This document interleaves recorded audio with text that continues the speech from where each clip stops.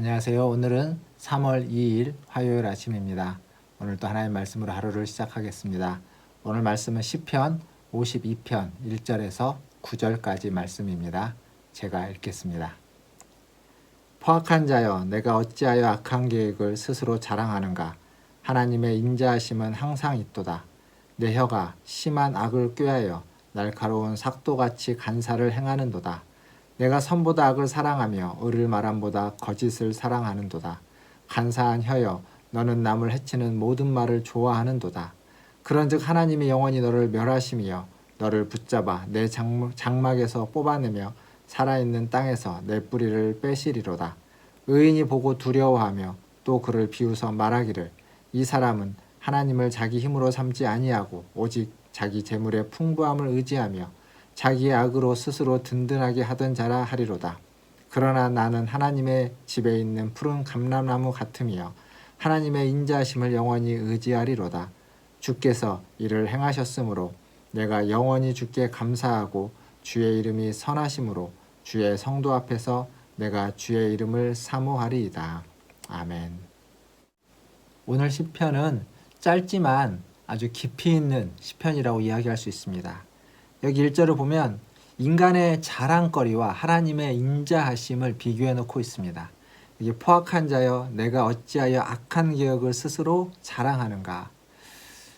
인간의 자랑, 악한 계획.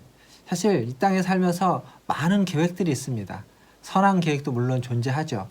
그러나 악한 계획들도 참으로 많고, 그리고 그것들이 자랑거리가 되는 순간 그 선한 계획이든 악한 계획이든 모든 계획은 다 자랑거리로 전락하는 순간 영적인 만족을 줄 수 없고 바를 수 없는 그러한 위치에 서게 되는 경우가 많습니다.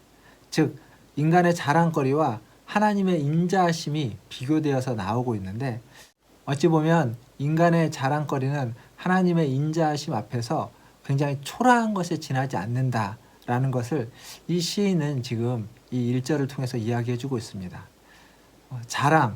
자랑거리, 자랑의 문제는 사람에게 있어서, 인간에게 있어서 굉장히 중요한 문제입니다. 내가 얼마나 사람들 앞에서 뿌듯하게 뭔가 있는 듯이 보여지고 말해질 것이냐, 아니면 하나님의 인자하심을 바라며 살아갈 것이냐, 그 앞에서 우리는 하나님의 인자하심이 더 깊다라는 사실을 오늘 이 시인의 이야기를 통해서 우리는 느끼고 그리고 발견할 수 있어야 됩니다. 더불어서 이어지는 말을 보면 2절, 3절, 4절에서 포악자를 책망하고 있는 시인의 모습을 볼 수 있습니다. 근데 그 포악자를 책망하고 있는 시인의 모습에서 대표적으로 등장하는 게 혀입니다. 혀. 근데 4절에 보니까 간사한 혀여, 너는 남을 해치는 모든 말을 좋아하는도다. 혀의 말로써 남을 해친다라고 이야기해주고 있습니다. 혀입니다. 말인데 남을 해치는 말이라는 거죠.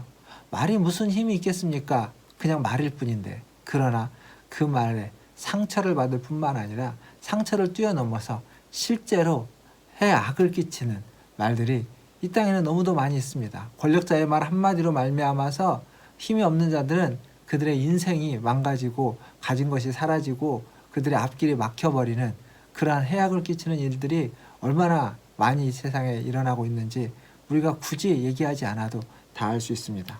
우리가 툭툭 뱉는 말, 그냥 쉽게 얘기하고 있는 말, 그러나 그 말이 포악자의 가장 중요한 모습이라고 이야기할 수 있습니다. 악한 자의 가장 중요한 모습입니다. 그래서 내가 지금 악하지 않다 할지라도 내가 툭툭 뱉는 그 말 한마디 한마디를 조심하고 주의해서 말해야만 합니다. 5절에 보면 이 시인은 이렇게 얘기합니다. 내 뿌리를, 이 땅에서 내 뿌리를 빼시리로다. 아주 강력한 경고를 하는 거죠.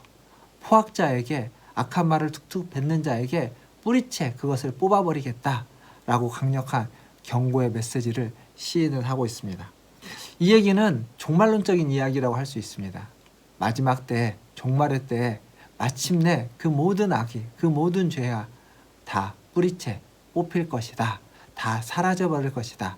우리가 이 땅에 살아가는 동안은 끊임없이 그 죄와 악에, 그 포악에 눌려있고 그것을 경험하게 될지도 모르겠지만, 하지만 마지막 때에는 주님이 다시 오시고 우리가 주님께 가는 그 종말의 때에는 그것이 다 사라져버리고 다 뽑혀져 버려질 것이다 라고 우리에게 이야기해주고 있습니다. 이게 시인의 지금 먼 장래를 종말을 내다보고 있는 모습입니다. 그리고 마지막에 보면 이 시인은 지금 포악자 때문에 두려워하고 있다라고 이야기합니다. 그러나 그를 비웃고 있다고도 이야기합니다. 6절을 보면 의인이 보고 두려워하며 또 그를 비웃어 말하기를 이렇게 얘기하는 거죠. 의인도 포악자가 두렵습니다. 이 땅에 살아가는 동안 그 악한 사람이 두렵건 마찬가지입니다. 그러나 그가 아는 게 또 하나 있죠. 하나님이 그들을 비웃는다라는 다른 시편의 고백처럼 이 포악한 자의 행위와 포악한 자의 모습을 보면서 그것이 별것 아니다라는 것. 그 앞에서 그는 움츠러들지 않을 거다. 그를 비웃을 정도로 자신감에 차있다는 겁니다. 즉 의인이라는 사람은 이 세상을 비웃을 줄 아는 사람.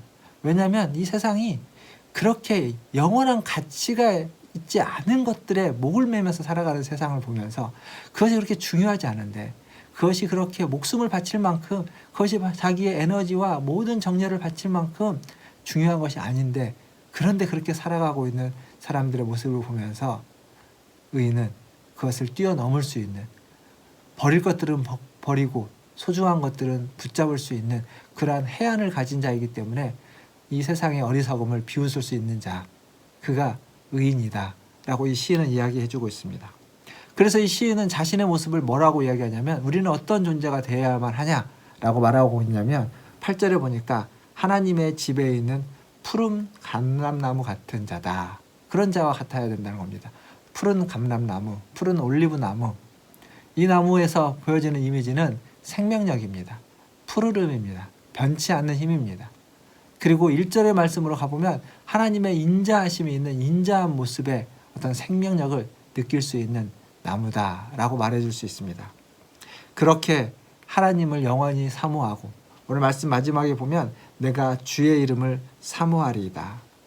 내가 주의 이름을 사모합니다. 내가 주의 이름을 그리워합니다.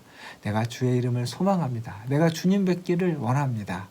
이 시인의 고백, 이 짧은 시편이지만 이 시편 속에 시인이 이야기하고 있는 내용들은 우리의 인생살, 세상에서의 그 포악한 자에 눌려져 있는 세상 사람들에게 의인으로서 살아가는 삶이 무엇인지, 하나님이 그들을 마지막에 어떻게 하실지, 그리고 우리는 하나님을 사모하며 하나님을 그리워하며 이 세상에서의 삶을 주님을 다시 만날 그날을 소망하며 살아가야만 한다라는 사실을 아주 잘 보여주고 있습니다. 사랑하는 성도 여러분, 날씨가 갑자기 또 추워졌습니다. 이 추운 날 가운데에서도 3월을 시작하면서 다시 한번 하나님을 더 사모하시며 하나님 앞에서 푸른 감람나무 같은 그러한 빛나고 그런 생명력 넘치는 인생을 살아내시기를 주님의 이름으로 축원드립니다. 기도하겠습니다. 하나님 아버지, 한결같은 하나님의 사랑 가운데에서 항상 푸른 감람나무 같은 푸른 믿음으로 살아가는 우리 성도들 되게 하여 주시옵소서. 날이 좋든 날이 좋지 않든 아버지 하나님, 어려움이 있든 어려움이 사라지든 한결같이 하나님을 바라보며 푸르르며 하나님을 향한 믿음이 변함없게 도와주시고 더 하나님을 사모하고 그리워하는 인생들이 되게 하여 주시옵소서. 아버지 하나님, 이제 3월을 시작했습니다. 학생들은 개학을 하고 아버지 하나님 또 새로운 봄을 맞이하면서 하나님 시작합니다. 주님 함께 해주셔서 이 3월에는 여러 어려움들이 잘 이겨내지고 극복되어지고 코로나도 이전보다 조금 더 아버지 하나님 잘 관리되고 통제되고 잦아들어서 우리의 일상이 잘 회복되어져 가는 하나님 귀한 디딤돌이 되는 한 달이 되게 하여 주시옵소서. 모든 걸 주의 손을 의탁합니다. 우리 성도들 항상 하나님이 지켜주시고 인도하시고 보호하실 줄 믿고 감사드리며 예수님의 이름으로 기도하옵나이다. 아멘. 사랑합니다. 축복합니다. 또 내일 아침에 찾아뵙겠습니다. 샬롬.